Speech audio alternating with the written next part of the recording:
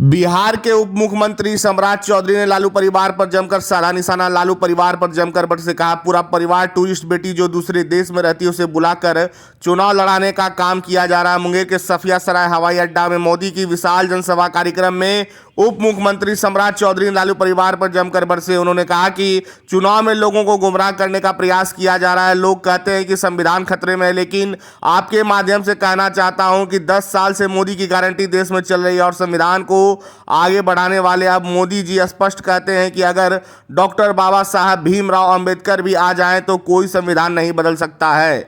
दूसरे तरफ जो लोग आरक्षण के नाम पर गुमराह करते हैं और बैकवर्ड फॉरवर्ड का प्रयास करते हैं, उनको स्पष्ट कहना चाहते हैं कि वह अपने लिए जीते हैं।